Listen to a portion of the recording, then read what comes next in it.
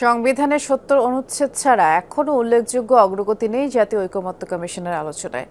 রাষ্ট্রের মূলনীতি, এনসিসি, রাষ্ট্রপতি নির্বাচন পদ্ধতি, সংখ্যানুপাতিক হারে নির্বাচন কিংবা প্রধানমন্ত্রীর মেয়াদ সহ গুরুত্বপূর্ণ বিষয়গুলো এখনও মতানৈক্য। এখনই আশা ছাড়ছেন না বিশ্লেষক ও রাজনীতিকরা, বরং বোঝাপড়ার মধ্য দিয়ে সিদ্ধান্তে পৌঁছানোর মানসিকতাকে ইতিবাচক হিসেবেই দেখছেন তারা। জোর দিচ্ছেন কমিশনের আলোচনায় রাজনৈতিক দলগুলোর আচরণবিধি নির্ধারণে। বাকিটা জানাবেন সহকর্মী সাইফুদ্দিন রবিন। আর এইটা ওইটা না, কাপড় ধোয়ার একটাই সলিউশন, চাকা অল ইন ওয়ান। দ্বিতীয় দফায় চলছে জাতীয় ঐকমত্য কমিশনের আলোচনা। সংস্কার কমিশনের অনেকগুলো সুপারিশে জামায়াত ইসলামী ও এনসিপির অবস্থান অভিন্ন থাকলেও বিএনপির আছে মতভিন্নতা। অন্যান্য দলগুলো নিজস্ব মতামত উপস্থাপন করছে। টানা ৩ দিনের আলোচনায় কেবল ৭০ অনুচ্ছেদে ঐকমত্যে পৌঁছেছে সবগুলো দল।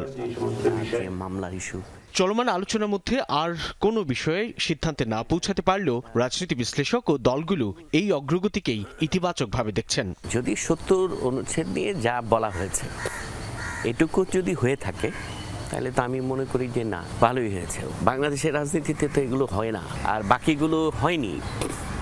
হওয়াটা এত সহজ না, এটা তো সময় সাপেক্ষ ব্যাপার, আলাপ আলোচনার ব্যাপার। অর্থ বিল এবং আস্থা ভোটের দুটো বিষয় ছাড়া বাকি প্রশ্নে পার্লামেন্ট মেম্বাররা স্বাধীনভাবে তাদের মতামত তারা ব্যক্ত করতে পারবেন। দলের নির্বাচনী ইশতেহারে আরও দুটো জিনিস কেউ কেউ যুক্ত করতে চান। একটা হচ্ছে সংবিধান সংশোধন এবং জাতীয় নিরাপত্তার ইস্যু।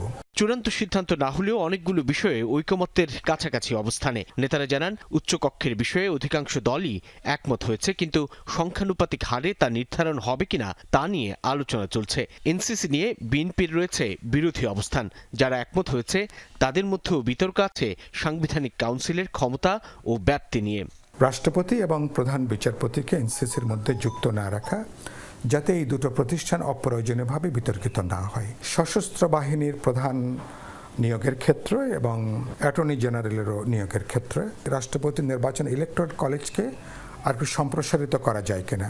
কমিশনের দ্বিতীয় দফার প্রথম বৈঠক বয়কট করেছিল জামায়াত ইসলামী। দ্বিতীয় দিনে জামায়াত নেতাদের অপ্রাসঙ্গিক আলোচনা ও দীর্ঘ সময় নেওয়া নিয়ে ক্ষোভ প্রকাশ করে ওয়াকআউট করে সিপিবি বাসদ। বাদানুবাদ হয়েছে এনসিপি ও 12 দলীয় জোটের নেতাদের মধ্যে। ঐকমত্য কমিশনের আলোচনায় এমন অস্বস্তি তেমন প্রভাব ফেলবে না বলেই মনে করেন সংশ্লিষ্টরা। যারা ঐকমত্য কমিশনের দায়িত্বশীল আছেন তাদের একটা কোড অফ কন্ডাক্ট ঠিক করে নিতে হবে আর কি, তাই না? তাদেরকে বুঝতে হবে যে সংখ্যায় হয়তো দলে দলে পার্থক্য আছে, কিন্তু সবাইকে আপনি আলোচনার টেবিলে সমান দৃষ্টিতেই দেখতে হবে। ঐকমত্য কমিশনের বিরুদ্ধে একটা অভিযোগ এসছে, তারা এজেন্ডার বাইরে যে কাউকে এরকম পলিটিক্যাল স্টেটমেন্ট দেবার যেটা বিষয়ের সাথে সম্পর্কিত না, এই সুযোগ ঐকমত্য কমিশন দিচ্ছে কেন? ইত্যাকার কিছু কিছু প্রশ্ন আছে, তবে এই টানাপোড়েন পুরো ঐকমত্য কমিশনের কাজকে ভণ্ডুল করে দেবে এটা আমি মনে করছি না। যেসব বিষয়ে কমিশনের সুপারিশের সঙ্গে রাজনৈতিক দলগুলোর ঐকমত্য হবে না তা পরবর্তী সরকারের হাতে ছেড়ে দেওয়ার আহ্বান জানান রাজনৈতিক দল ও বিশ্লেষকরা। পরবর্তী যে সরকার ক্ষমতায় আসবে আপনি তাদের ঘাড়ে চাপিয়ে দেন। সাইফুদ্দিন রবিন, যমুনা নিউজ, ঢাকা।